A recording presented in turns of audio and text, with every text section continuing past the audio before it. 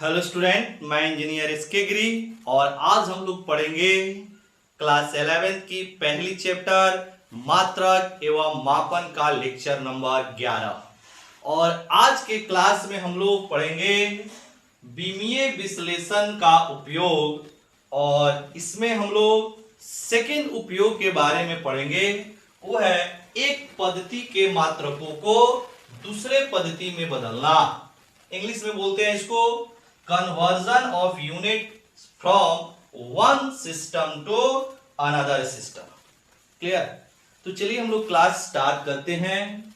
सबसे पहले हमने आपको लेक्चर नंबर 1 में बताया था कि अगर किसी भौतिक राशि को व्यक्त करना है तो उसके लिए आपको एक आंकिक मान की आवश्यकता होती है और दूसरा उस भौतिक राशि की मात्रक की आवश्यकता होती है। अर्थात अगर किसी भौतिक राशि को व्यक्त करना है PQ is equal to N into U. PQ बोले तो फिजिकल क्वांटिटी, मतलब भौतिक राशि। अब आपको भौतिक राशि को व्यक्त करना है तो NU से व्यक्त करेंगे, जहां N होता है आंकिक मान और U होता है भौतिक राशि की मात्रक। क्लियर? तो आज के क्लास में हम लोग को क्या करना है कि किसी एक सिस्टम के मात्रक को दूसरे सिस्टम में कैसे बदलेंगे। क्लियर? तो इसके लिए आपको एक समीकरण यूज करना है। कौन सा? तो इसके लिए जो समीकरण बनेगा वो है N1U1 is equal to N2U2। इस समीकरण का इस्तेमाल करेंगे, इस फॉर्मूला का हम लोग प्रयोग करेंगे। क्लियर? N1 क्या है? पहले पद्धति में जो आंकिक मान है वो है। U1 क्या है? पहले पद्धति की मात्रक है। उसी तरह N2 क्या है? दूसरे पद्धति की आंकिक मान है और U2 क्या है? दूसरे पद्धति की मात्रक है। क्लियर? तो इस एक्सप्रेशन को आपको याद रखना है, N1U1 is equal to N2U2। Clear? तो चलिए हम लोग इस पे कुछ क्वेश्चन करते हैं, इसको आप नोट कर लीजिएगा। N1U1 is equal to N2U2। Clear? देखिए क्वेश्चन क्या है। इसमें पहला जो क्वेश्चन है वो है कि एक जूल में कितने अर्ग होते हैं। क्वेश्चन है यहां पर, एक जूल में कितने अर्ग होते हैं, ये है क्वेश्चन। क्लियर? तो सबसे पहले हम लोग को तो ये पता होना चाहिए जूल किस भौतिक राशि का मात्रक है और जूल किस पद्धति में आता है। बिल्कुल उसी तरह अर्ग जो है वह किस पद्धति में आता है, इसे हम लोग को जानना पड़ेगा। क्लियर? तो जो जूल होता है वह या तो कार्य का एसआई मात्रक है या आप कह सकते हैं ऊर्जा का एसआई मात्रक है। क्लियर? मतलब सबसे पहले हमें यह पता चला कि जो जूल होता है या तो यहां लिखेंगे सॉल्यूशन कार्य का मात्रक होगा या फिर आपका ऊर्जा का मात्रक होगा। ठीक है? अब देखिएगा, ऊर्जा का एसआई मात्रक आपका जूल है, ऊर्जा का सीजीएस मात्रक होता है आपका अर्ग। क्लियर? तो जूल या सॉरी आपका कार्य का सबसे पहले यहां पे आपको विमीय सूत्र लिख लेना है। देखिए प्रोसेस क्या है। पहला प्रोसेस कि जूल से अर्ग में बदलना है, तो यह पता कीजिए जूल किस भौतिक राशि का मात्रक है और जूल किस पद्धति में आती है। क्लियर? तो ये हमें पता चला कि जूल जो है या तो कार्य या फिर आपका ऊर्जा का मात्रक होता है और जूल एसआई पद्धति में आती है। उसी तरह अर्ग जो है कार्य या ऊर्जा का मात्रक है जो कि सीजीएस पद्धति में आती है। ठीक है? इसके बाद क्या करेंगे, जैसे ये पता चल जाएगा जूल और अर्ग जो होता है कार्य या ऊर्जा का एसआई मात्रक है, तो सॉरी कार्य या ऊर्जा का मात्रक है, कार्य या ऊर्जा का मात्रक है, जूल एसआई है और अर्ग आपका सीजीएस है। तो उसके बाद में आप क्या करेंगे, जिस भौतिक राशि का ये मात्रक दिया है उसका बीमीय सूत्र लिख लेंगे, क्योंकि बीमीय विधि से हम लोग को क्या करना है, आपको एक पद्धति के मात्रक को दूसरे पद्धति में बदलना है, क्योंकि हम पढ़ ही रहे हैं बीमीय विश्लेषण।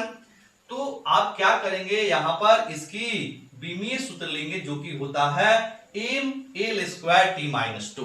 क्लियर। इसके बाद क्या कीजिएगा, यहां दो कॉलम बना लीजिएगा, यहां पर लिखेंगे 1 जूल और यहां पे लिखेंगे डैश डैश अर्ग। ठीक है, मतलब 1 जूल में कितने अर्ग होंगे, तो 1 जूल बराबर डैश डैश अर्ग। ठीक है, इसको डिवाइड कर दीजिए। अब देखिएगा, जूल को हम लोग एक्सप्रेस करते हैं केजी मीटर स्क्वायर बटा सेकेंड स्क्वायर, क्योंकि ये एसआई है, एसआई सिस्टम है। उसी तरह अर्ग को हम लोग यहां पे एक्सप्रेस करते हैं ग्राम सेंटीमीटर स्क्वायर पर सेकेंड स्क्वायर, क्योंकि ये आपका सीजीएस है। आ रहा है समझ बाबू, ये सीजीएस है। अब हम लोग क्या करेंगे, U1 बनाएंगे, मतलब पहले पद्धति में, एसआई पद्धति में U1 के लिए हम लोग यहां पर एक एक्सप्रेशन तैयार करेंगे।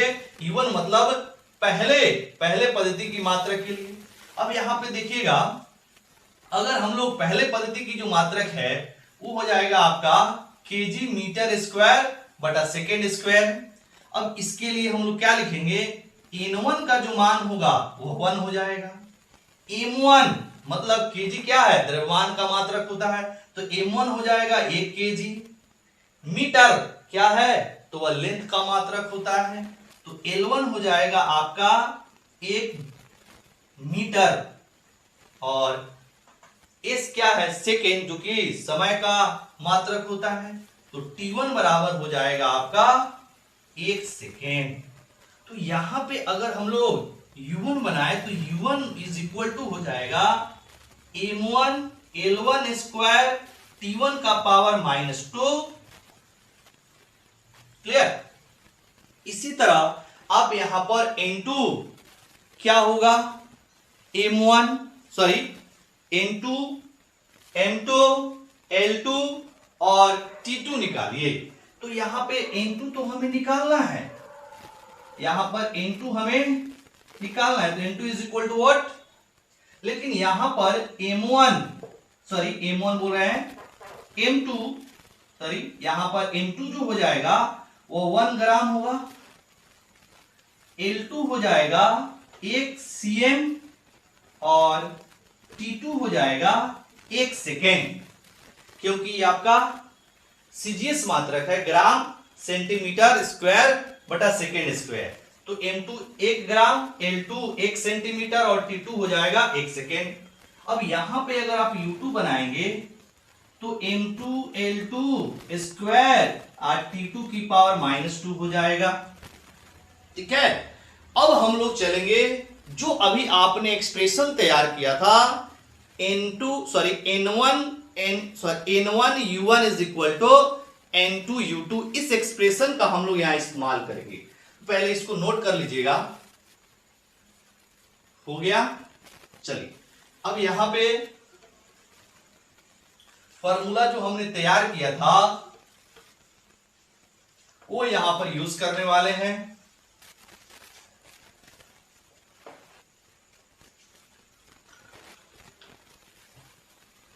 लिखेंगे वी नो दैट, या हम जानते हैं N1 U1 is equal to N2 U2। अब यहां से N2 आप निकालिएगा तो ये हो जाएगा N1 U1 बटा U2, N2 बराबर आ जाएगा। अब यहां लिखिएगा N2 is equal to N1 U1 हो जाएगा M1 L1 स्क्वायर और T1 की पावर -2 और U2 हो जाएगा M2 L2 स्क्वायर T2 की पावर -2। इसको हम लोग ऐसे भी लिख सकते हैं, N2 is equal to N1 m1 by m2 इसकी पावर 1 है, L1 बाई L2 की पावर 2 और T1 डिवाइडेड बाई T2 को पावर -2। ऐसे इस एक्सप्रेशन को आप ऐसे लिख सकते हैं। अब देखिएगा N2 बराबर N1 का मान 1 था, M1 था आपका 1 kg, M1 1 kg, M2 था 1 ग्राम। उसी तरह L1 था 1 मीटर और L2 था 1 सेंटीमीटर का पावर 2 हो जाएगा। T1 था 1 सेकेंड और T2 था 1 सेकेंड, इसका पावर -2 हो जाएगा। अब क्या करेंगे, N2 बराबर इस केजी को ग्राम में बदलिए, मीटर को सेंटीमीटर में बदलिए और यहां सेकेंड तो कट जाएगा, इसको बदलने की कोई आवश्यकता ही नहीं है। तो ये हो जाएगा 1 गुना 1 केजी बराबर 1000 ग्राम बटा 1 ग्राम का पावर 1, कुछ नहीं तो पावर 1 है। 1 मीटर बराबर 100 सेंटीमीटर डिवाइडेड बाई 1 सेंटीमीटर का पावर 2 और 1 का पावर ये हो जाएगा 1 की पावर -2, 1 डिवाइडेड बाई 1 की पावर -2 हो जाएगा। ये ग्राम से ग्राम कटा, सेंटीमीटर से सेंटीमीटर कटा।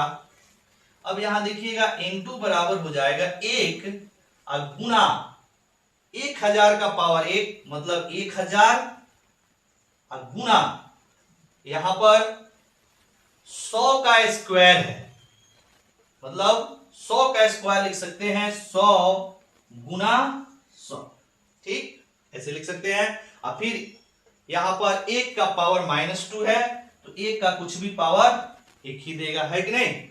अब यहां से N2 आप निकालेंगे तो N2 बराबर हो जाएगा यहां पे 10 की पावर 3, यहां पे 10 की पावर 2, यहां 10 की पावर 2, तो 3 2 5 और 2 7, यानी N2 हो जाएगा 10 की पावर 7।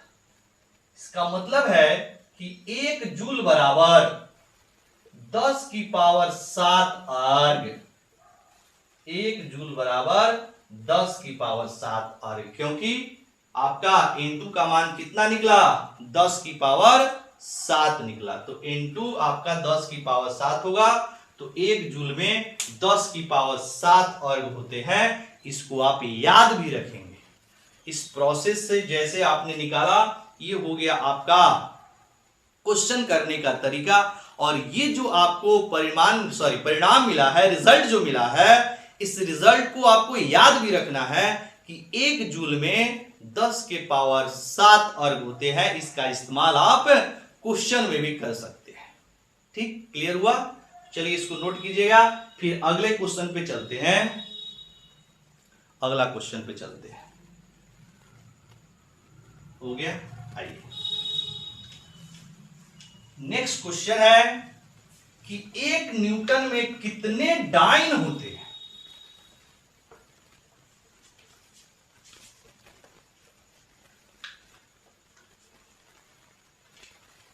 अगला क्वेश्चन हम लोग का है सेकेंड क्वेश्चन, 1 न्यूटन में कितने डाइन होते हैं, ये क्वेश्चन है। तो फिर से हमें क्या पता करना होगा कि न्यूटन और डाइन किस भौतिक राशि का मात्रक है।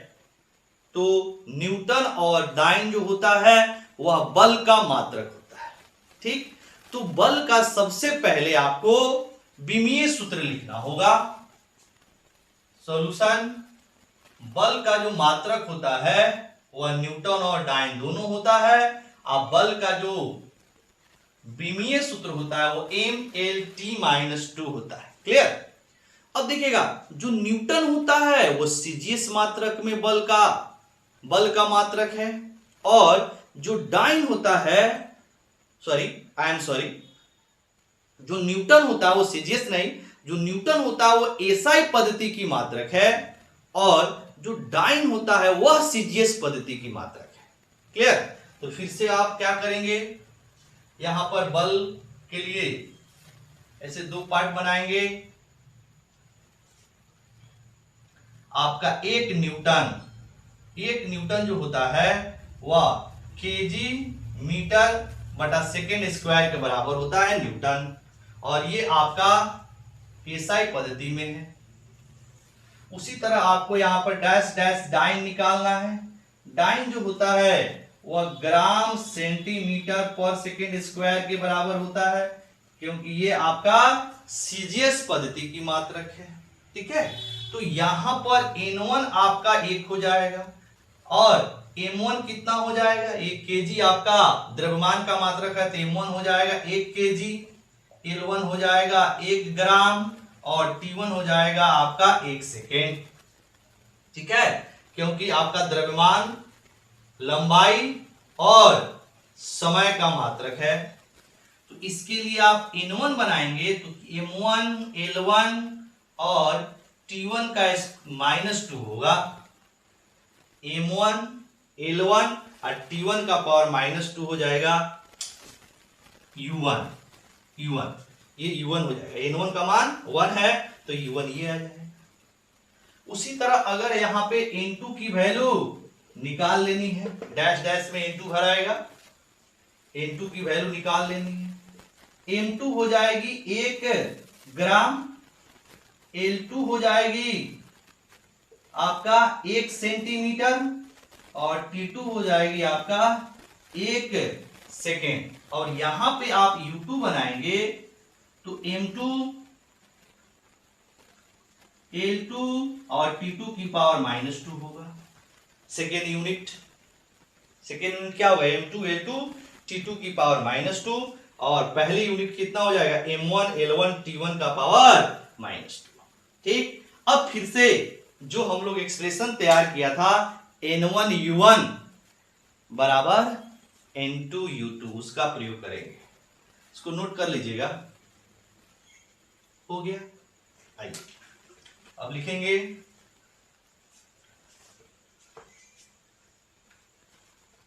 N1 U1 बराबर N2 U2। हम जानते हैं N1 U1 बराबर N2 U2। अब यहां से N2 आपका हो जाएगा N1 U1 divided by U2। सब वैल्यू रखिएगा, N1 का मान 1 हो जाएगा, U1 हो जाएगा M1 L1 और T1 की पावर -2। उसी तरह यहां पे U2 हो जाएगा M2 L2 T2 की पावर -2। अब 1 से गुना करेंगे तो सेम ही चीज मिलेगा, तो 1 से समझो मल्टीप्लाई हो चुका है।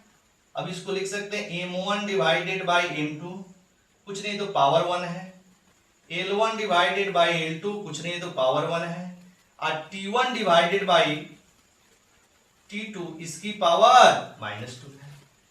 अब वैल्यू रखिएगा, M1 बराबर 1 kg डिवाइडेड बाय 1 ग्राम का power 1, 1 metre divided by 1 centimetre का पावर 1 और 1 सेकेंड डिवाइडेड बाय 1 सेकेंड के पावर -2। अब देखो फिर सेकेंड से सेकेंड कट गया, ग्राम यहां पर जो है केजी उसको ग्राम में बदलिए, तो 1 केजी बराबर 1000 ग्राम बटा 1 ग्राम का पावर 1 और 1 मीटर बराबर 100 सेंटीमीटर डिवाइडेड बाय 1 सेंटीमीटर का पावर 1 और 1 की पावर हो जाएगा -2, 1 की पावर -2। चलिए 1 ग्राम से ग्राम कटा, सेंटीमीटर से सेंटीमीटर कटा।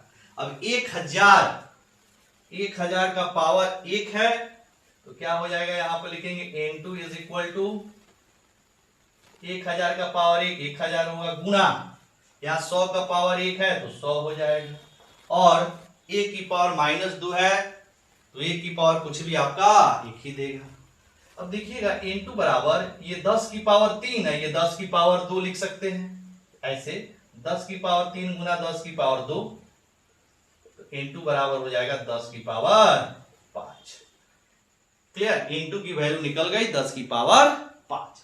इसका मतलब है कि 1 न्यूटन में 10 की पावर 5 डाइन होगा, क्योंकि N2 की वैल्यू कितनी आई है, N2 की वैल्यू आई है 10 की पावर 5। क्लियर, तो इस तरह से आप कोई भी क्वेश्चन बना सकते हैं। तो सबसे पहले आपको पता करना होगा कि जो भौतिक राशि दिया हुआ है उसका विमीय सूत्र क्या है, या फिर आपको जैसे जो यूनिट देगा उसके लिए आप विमीय सूत्र बना लेंगे, नहीं तब ये प्रोसेस का इस्तेमाल करके आप आंसर तक पहुंच सकते हैं। ठीक है, नोट कीजिए। अब हम लोग चलते हैं इसका तीसरा उपयोग पढ़ने, मतलब भौतिक राशियों में संबंध स्थापित कैसे करते हैं हम लोग, किसी सूत्र का निर्गमन कैसे करते हैं, सूत्र कैसे स्थापित करते हैं, इसके बारे में। चलिए तीसरा उपयोग हम लोग लिखते हैं,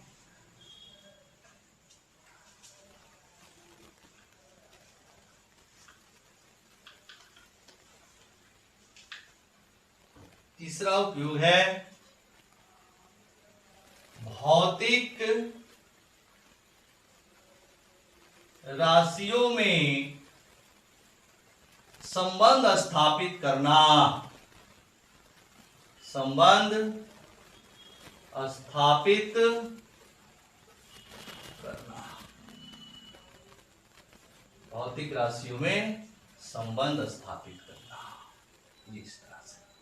ठीक, अब देखिएगा ये ऐसा टॉपिक है जिसको हम लोग क्वेश्चन से ही समझ सकते हैं, कैसे भौतिक राशियों में संबंध स्थापित किया जाता है, कैसे एक सूत्र प्राप्त किया जाता है, इसको हम लोग क्वेश्चन से ही समझेंगे। चलिए स्टार्ट करते हैं तीसरा उपयोग का क्वेश्चन नंबर 1। क्वेश्चन 1 है, पहला क्वेश्चन है, किसी सरल लोलक का आवर्तकाल T गोलक का द्रव्यमान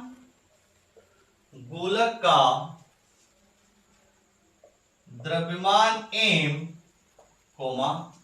धागे की लंबाई L तथा गुरुत्वीय त्वरण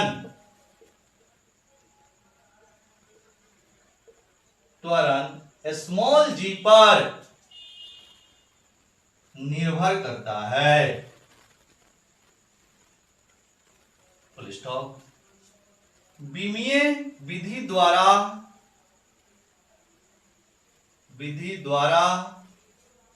सरल लोलक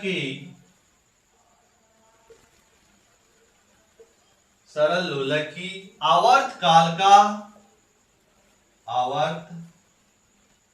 का सूत्र स्थापित करें। यह है क्वेश्चन। किसी सरल लोलक का आवर्तकाल T, गोलक का द्रव्यमान m, धागे की लंबाई L तथा गुरुत्वीय त्वरण g पर निर्भर करता है। विमीय विधि द्वारा सरल लोलक की आवर्तकाल का सूत्र स्थापित करें। तो सबसे पहले थोड़ा सा हम लोग संक्षेप में सरल लोलक के बारे में समझ लेते हैं। जैसे मान लीजिए किसी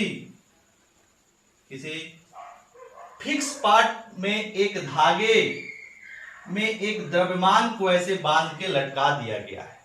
मान लीजिए ये आपका एकदम फिक्स्ड है और ये आपका धागा है और धागा में एक छोटा सा द्रव्यमान को लटका दिया गया है। अब क्या कीजिए, इस द्रव्यमान को थोड़ा सा ऊपर ले जाइए और छोड़ दीजिए। ऐसे थोड़ा सा ऊपर ले जाइए और छोड़ दीजिए, तो ये कुछ इस तरह से दोलन गति करेगा, ऐसे दोलन करेगा। तो यहां पर इस दोलन की आवर्तकाल हमें निकालना है, ठीक है।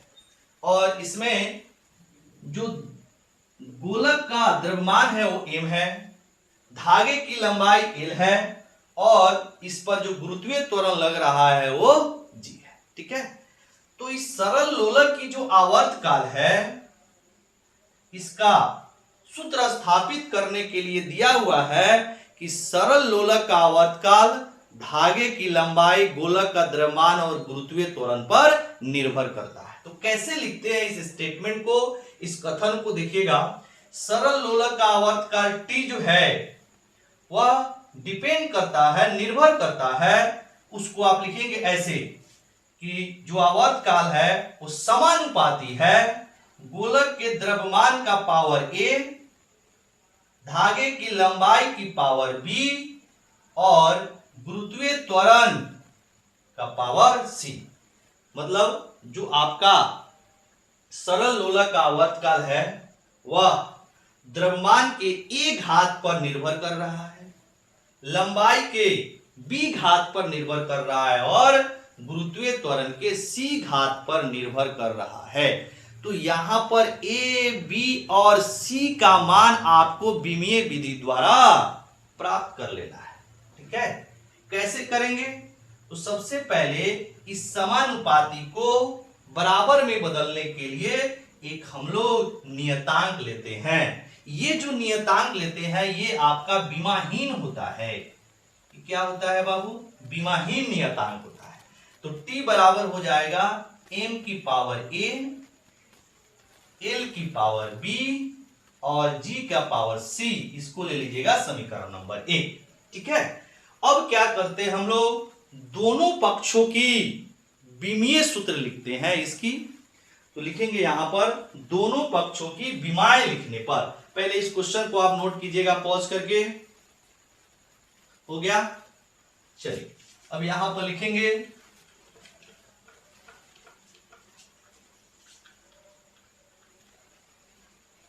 दोनों पक्षों की विमाय लिखने पर, क्या बाबू यहां लिखते हैं हम लोग,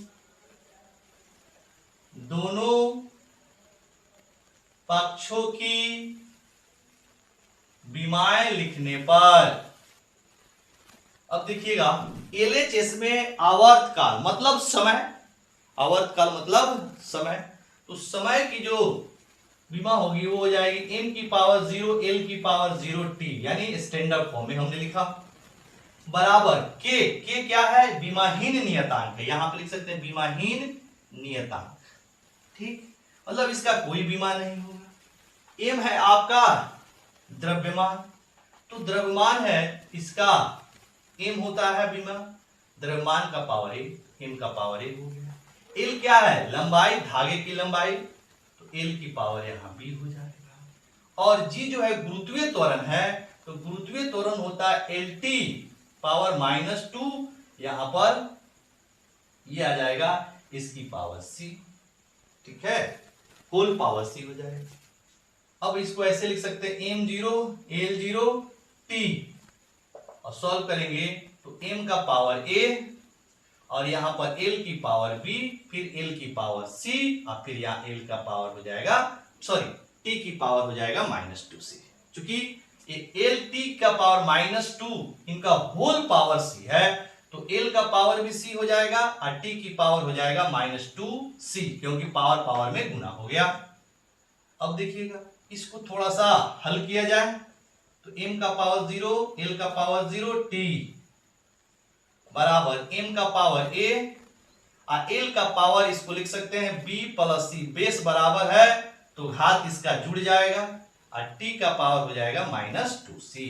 अब क्या करेंगे, दोनों पक्षों की घात बराबर करने पर, नहीं अब क्या कीजिए, घात को इक्वेट कर लीजिए, बराबर कर लीजिए।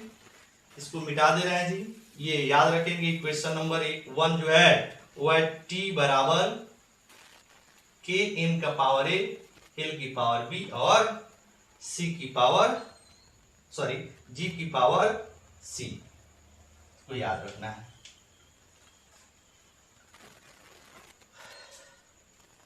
अब आप क्या करेंगे, यहां पर दोनों पक्षों की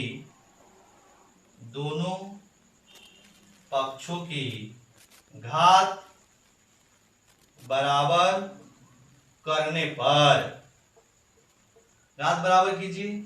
यहां पर देखेंगे m का पावर 0 m का पावर a, मतलब a बराबर कितना हो जाएगा 0, क्योंकि m का पावर यहाँ 0 है, यहाँ m का पावर a है, तो ये हो जाएगा a की पावर 0। यहां पर देखिएगा b प्लस c का पावर 0 हो जाएगा, क्योंकि l का पावर बी प्लस सी, LHS में एल का पावर 0 है तो बी प्लस सी बराबर 0। नेक्स्ट यहाँ पर टी की पावर 1 है, यहाँ टी की पावर -2c है तो -2c बराबर 1 हो जाएगा, तो c बराबर -1/2। नहीं, अब इस c का मान यहाँ फिट कर दीजिए तो b -1/2 बराबर 0, तो b बराबर हो जाएगा 1/2। तो क्या ABC निकल गया। अब हम लोग क्या करते हैं, ABC का मान समीकरण 1 में रख देते हैं। ABC का मान समीकरण 1 में रखने पर, समीकरण 1 में रखने पर क्या हो जाएगा, t बराबर k, m का पावर a था तो m का पावर 0, l का पावर b था मतलब 1/2, g का पावर c था तो g का पावर -1/2, क्योंकि c बराबर -1/2 आया है। अब m का पावर 0 मतलब 1 हो जाएगा, 1 यानी k गुना 1, l का पावर 1/2 आज नीचे, g को नीचे लाएंगे तो इसका जो पावर ऋणात्मक है वो धनात्मक में बदल जाएगा, तो g का पावर 1/2 हो गया। अब क्या यहां लिखेंगे, t बराबर k गुना 1, k के बराबर l बटा g, इनका एक साथ लिख सकते हैं 1/2।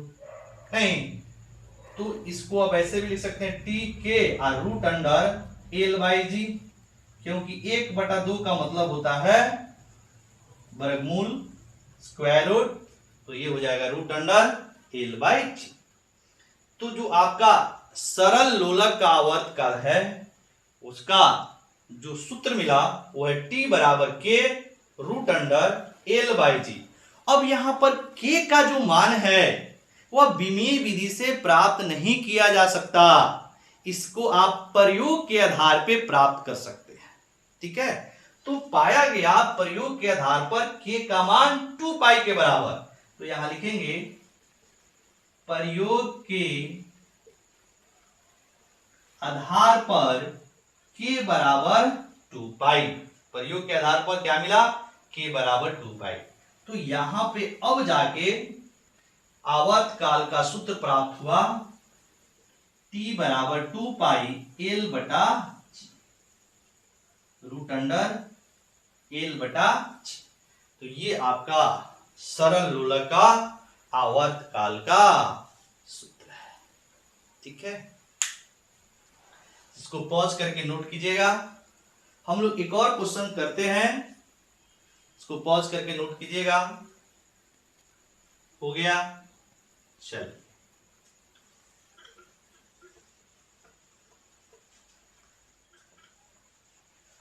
अगला जो मेरा क्वेश्चन है वो है कि जो ध्वनि की चाल किसी माध्यम में प्रत्यास्थता और माध्यम की घनत्व पर निर्भर करता है, तो बताइए ध्वनि की चाल माध्यम में कितना होगा। ठीक है, मतलब इसकी सूत्र क्या होगी। क्वेश्चन नंबर 2 है, लिखेंगे ध्वनि की चाल किसी माध्यम में, ऐसे लिखिए किसी माध्यम में ध्वनि की चाल, लिखेंगे किसी माध्यम में ध्वनि की चाल भी माध्यम की प्रत्यास्थता ई तथा घनत्व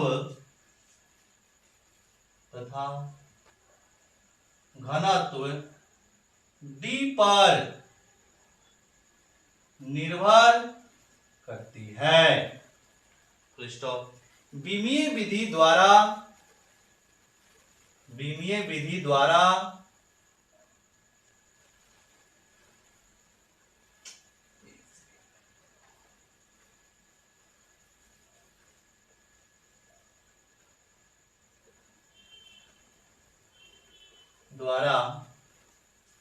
माध्यम में ध्वनि की चाल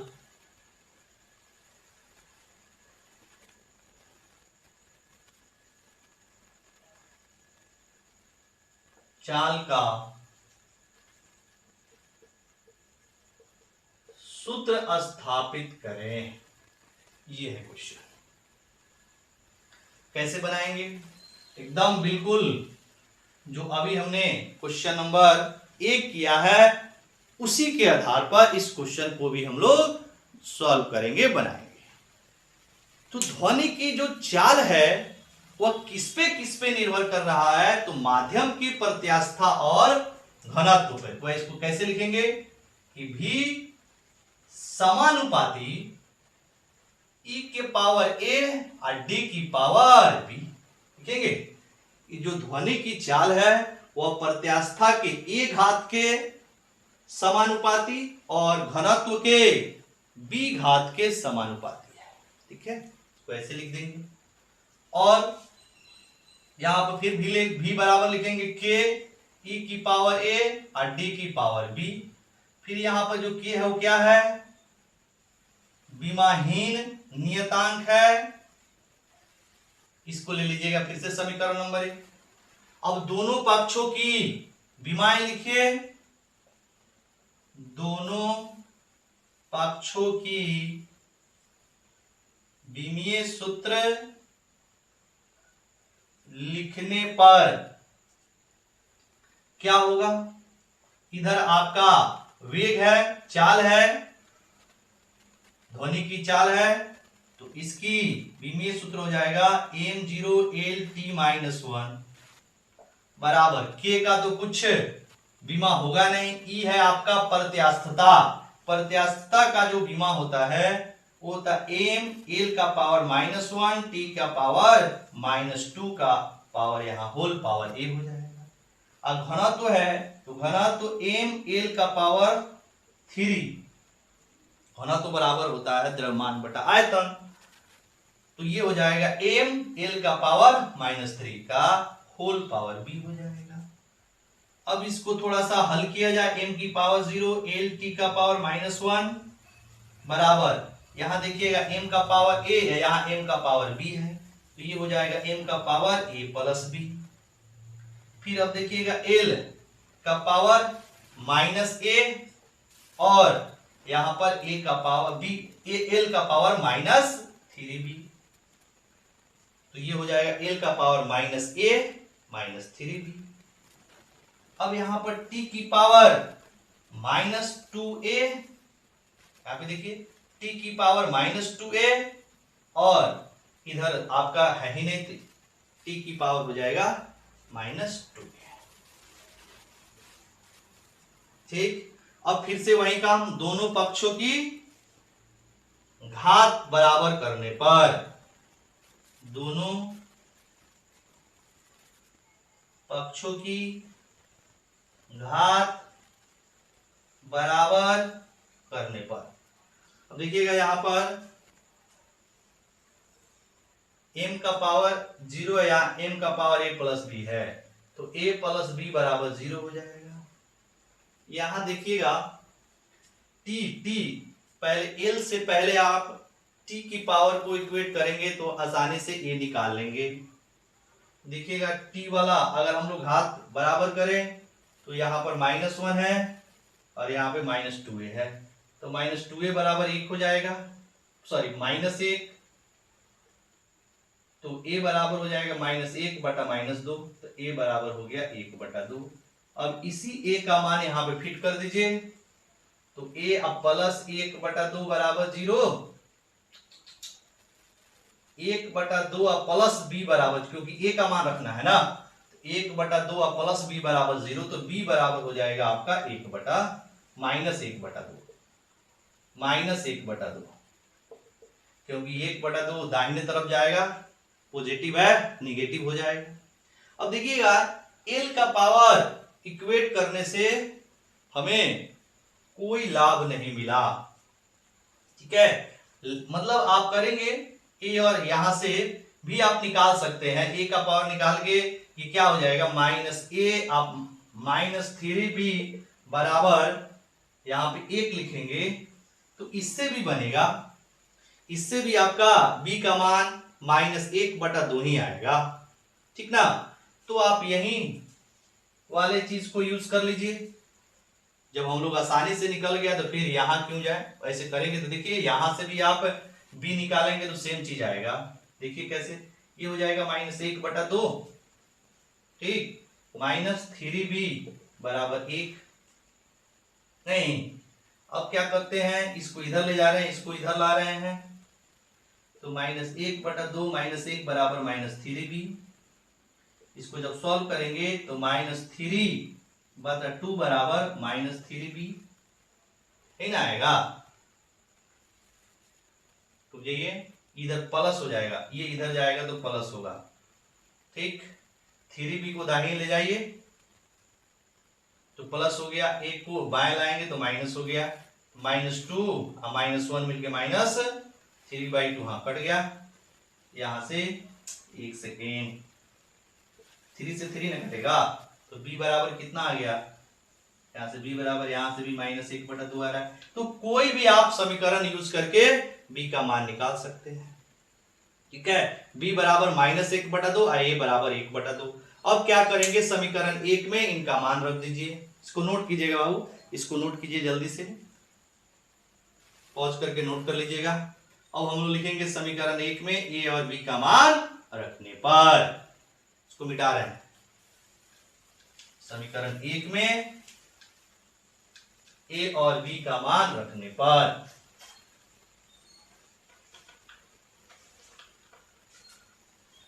यहां पे लिखेंगे समीकरण 1 में a और b का मान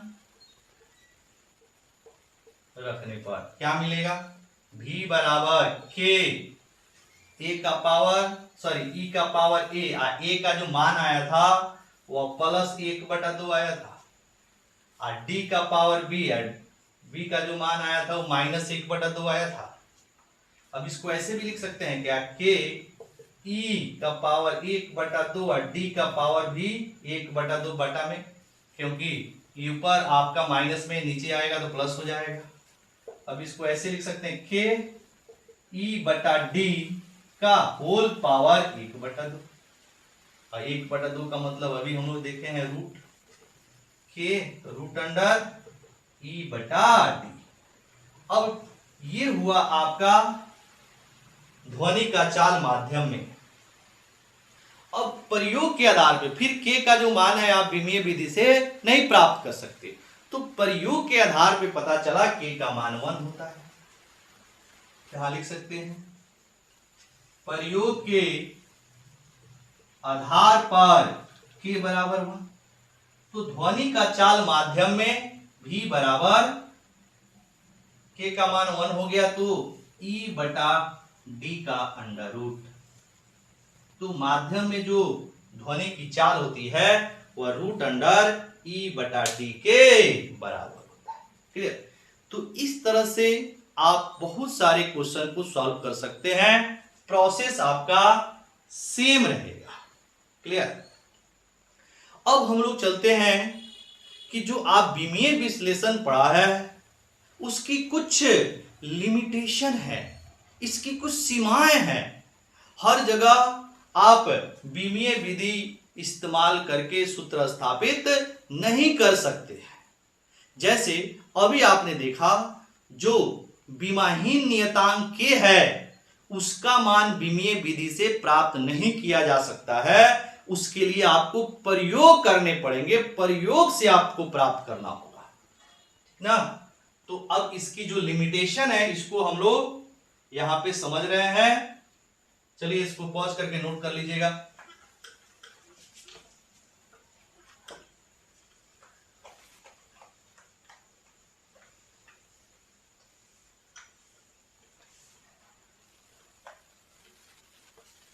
अब इसमें हेडिंग डालेंगे विमीय विश्लेषण की सीमाएं की। जो नेक्स्ट आपका हेडिंग है वो है विमीय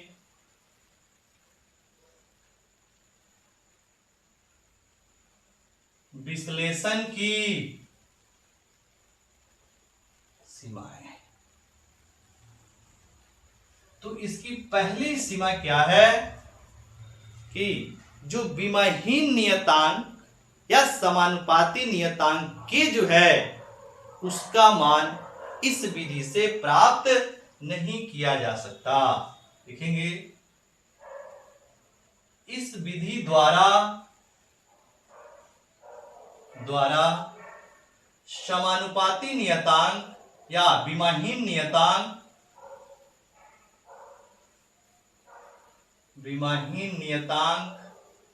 जिसको आप समानुपाती नियतांक भी बोलते हैं,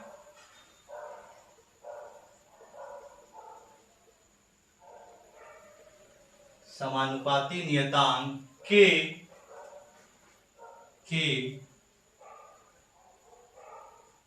का मान इस विधि द्वारा विमाहीन नियतांक या समानुपाती नियतांक के का मान प्राप्त नहीं किया जा सकता।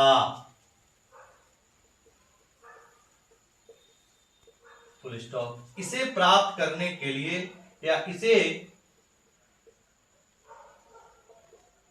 प्रयोग के आधार पर प्राप्त किया जाता है, इसे प्रयोग के आधार पर प्राप्त किया जाता है। दूसरा, मान लीजिए आपका कोई समीकरण है जिसमें जोड़ अथवा घटाव का प्रयोग हुआ है, तो वैसे समीकरण का आप सूत्र इस विधि द्वारा स्थापित नहीं कर सकते हैं। कहने का मतलब है, पहले इसको नोट करते हैं फिर इसको समझते हैं। इस विधि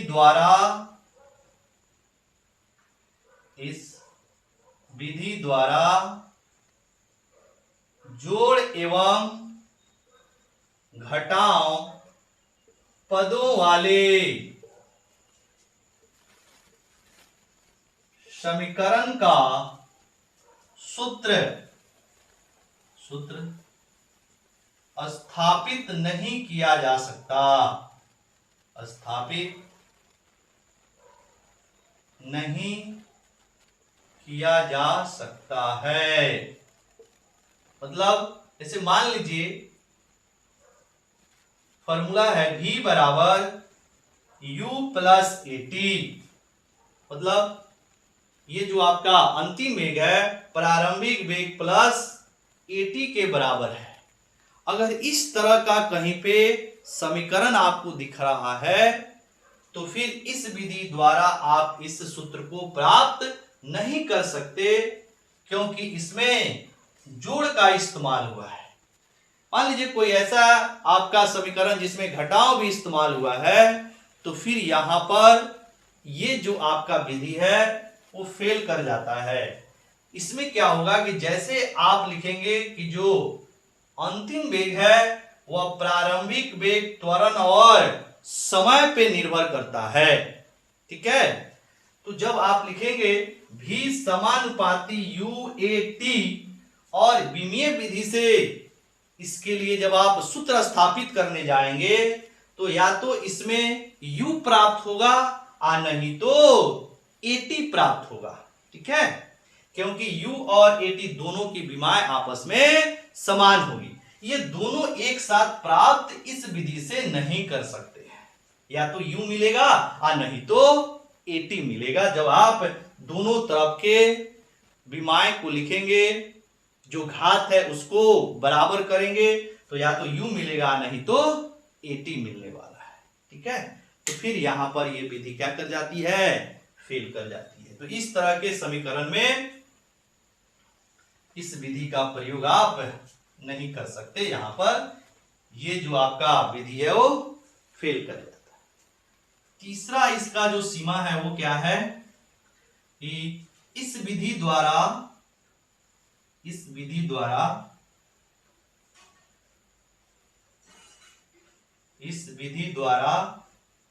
त्रिकोणमितीय फलन त्रिकोणमितीय फलन कौमा लघुगणक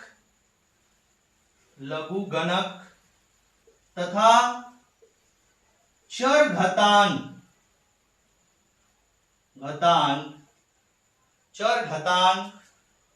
पद वाले या पदों वाले समीकरण का सूत्र स्थापित नहीं किया जा सकता है। जैसे मान लीजिए आपको कहीं पर इस तरह का समीकरण है y बराबर a साइन ओमेगा टी, इस तरह का कोई एक्सप्रेशन है, तो इसमें जो आपका साइन ओमेगा टी है वो क्या है? त्रिकोणमितीय फलन है।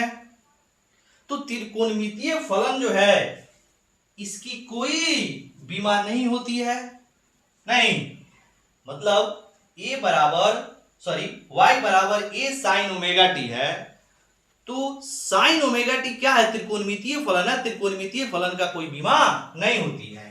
तो इस विधि द्वारा आप चाहें कि इस तरह का सूत्र स्थापित करें तो ये आपको सूत्र स्थापित इस विधि द्वारा नहीं होगा, क्योंकि इसमें जो त्रिकोणमितीय फलन साइन ओमेगा टी है वह विमाहीन है। तो जब दोनों तरफ के विमाएं को लिखेंगे तो y बराबर a आ जाएगा, y बराबर a आ जाएगा, क्योंकि जो y का विमा होगा वही आपका a का विमा होगा, क्योंकि साइन ओमेगा टी त्रिकोणमितीय फलन है और इसकी कोई विमा होती नहीं है। तो इस तरह के समीकरण को भी आप इस विधि द्वारा प्राप्त नहीं कर सकते हैं। ठीक है, नेक्स्ट चौथा नंबर, इसको नोट कीजिएगा बाबू, नोट कर लीजिएगा।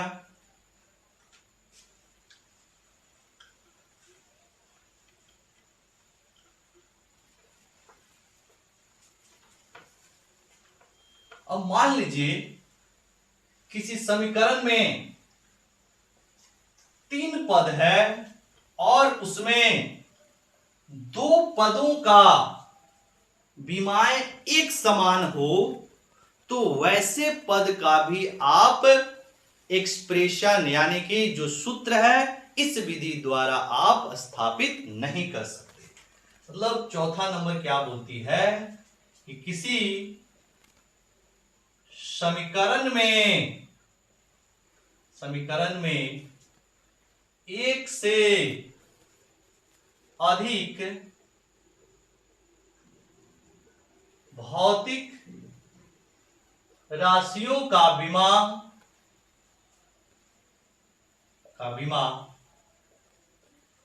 समान हो तो इस विधि द्वारा किसी समीकरण में एक से अधिक भौतिक राशियों के विमा समान हो तो इस विधि द्वारा सूत्र स्थापित नहीं किया जा सकता। इस विधि द्वारा इस समीकरण का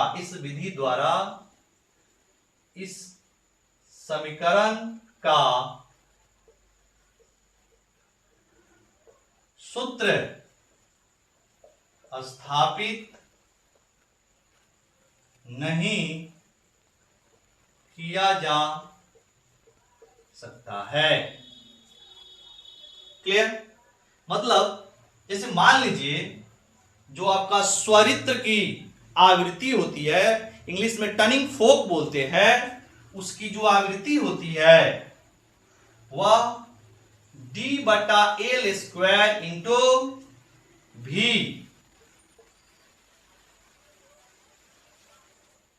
यानी कि जो टर्निंग फोर्क की आवृत्ति है वह d/L² इंटू v, जहां d क्या है? मोटाई को रिप्रेजेंट करता है, L आपको लंबाई को आपको प्रदर्शित करता है और जो v है वह ध्वनि की चाल है। तो यहां पर d और L की जो विमाएं हैं वह एक समान है, क्योंकि मोटाई और लंबाई की विमा समान होता है। ठीक है, तो dl की विमा समान हो गई, यानी कि इस तरह के आपका जो समीकरण है वो ये आप विमीय विधि द्वारा नहीं प्राप्त कर सकते, क्योंकि मोटाई और लंबाई की विमा क्या होती है, समान होती है। ये भी आपका ध्वनि की चाल है। नहीं, ये डी किसको रिप्रेजेंट कर रहा है, मोटाई को, एल लंबाई को, और भी जो है वह ध्वनि की चाल को सूचित कर रहा है। तो इस तरह का जो एक्सप्रेशन है, मतलब स्वरित्र की जो आवृत्ति होती है वो D/L² इंटू भी होता है। तो इस तरह के समीकरण भी आप इस विधि द्वारा नहीं प्राप्त कर सकते, क्योंकि मोटाई और लंबाई की विमा क्या होती है, एक समान होती है। क्लियर। तो ये था आपके कुछ विमीय विश्लेषण का सीमाएं हैं। ठीक है, तो चलिए हम लोग क्लास यहीं खत्म करते हैं। आशा करते हैं कि आज का जो मेरा टॉपिक था आपको बहुत अच्छे से समझ आया होगा। क्लियर। चलिए आप लोग पढ़ाई करते रहेंगे, फिर मिलेंगे अगले वीडियो में। तब तक के लिए वेरी वेरी थैंक यू।